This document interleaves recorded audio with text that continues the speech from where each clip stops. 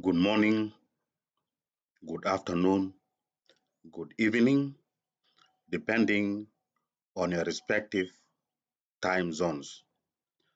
This is Statistical and Geospatial Insights YouTube.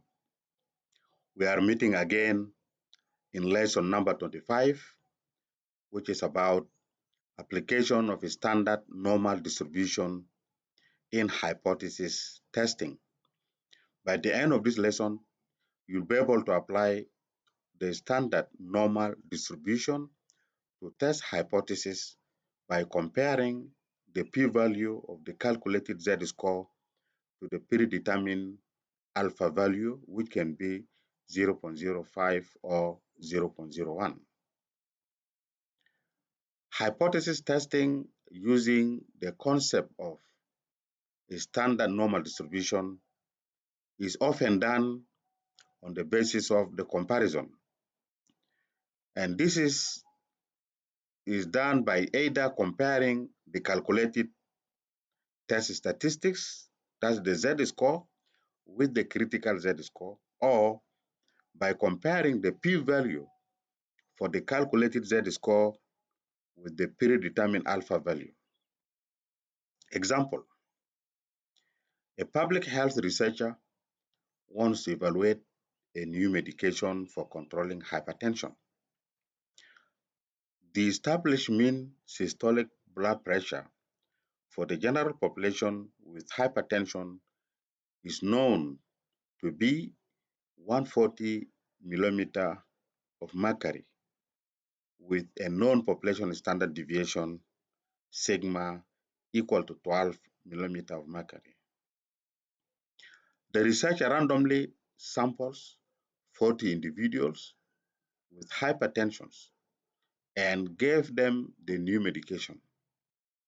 After a few months, the sample mean systolic blood pressure for this group was found to be 135 millimeter of mercury. So this is the mean of the sample. The researcher wants to know if this sample mean is significantly different, means lower, from the general population mean at a significance level of 0.05. Solution: hypothesis formulation. The null hypothesis states that the new medication has no effect on blood pressure, which means that the sample mean is equal to the population mean, which means mu is equal to 140 millimeter of mercury. Whereas the alternative hypothesis states that the new medication lowers blood pressure, which means the sample mean is less than the population mean, which means that mu is less than 140 millimeter of mercury.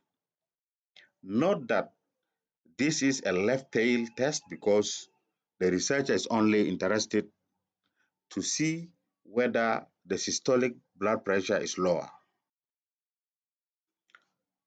The next step is to calculate the test statistics, the z-score, but this z-score is given by the formula z equal to x bar minus mu over sigma divided by the root of n.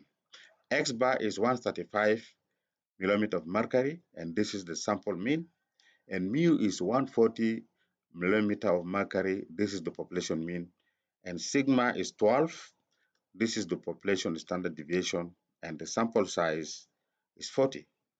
So first of all, let us calculate the SE, which is sigma divided by the root of n. So this one is given by the standard deviation of the population divided by the sample size.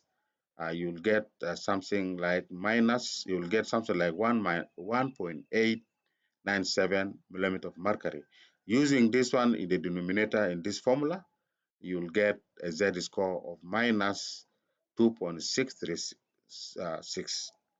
So here, the most important thing that you have to know is that because we are going to use to compare the p-value of the z-score with the predetermined alpha, which is 0.05.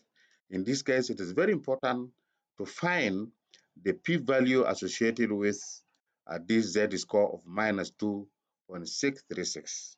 Again, you have to know that this z-score is almost 3 units below the standard deviation of 0. That is, below the mean.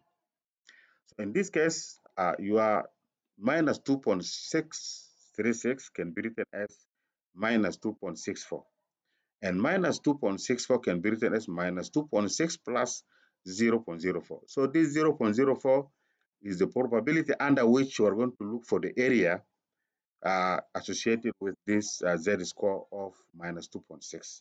Now, to get this p-value associated with the z-score, let us go to find this value or to look for this value in the Z distribution table. So here in this table, first of all, this is the 0.04 probability under which we are going to look for this minus 2.6. So when they intersect, you have minus 2.6, then they intersect here. This one intersect with this in this. So this is the probability associated with our calculated z-score, which is 0.0415, which is equal to 0.042. So here, the probability, the p-value for the calculated z-score is 0.0042, and this is less than the significant alpha that actually was predetermined before the start of the test. In this case, we're going to reject the null hypothesis. Why? Because there is sufficient evidence at 0.05, a significance level, to conclude that the new blood pressure medication can significantly lower the mean systolic blood pressure compared to the general population. Thank you. Please subscribe to the YouTube channel so that whenever a new video is uploaded, you'll be alerted immediately.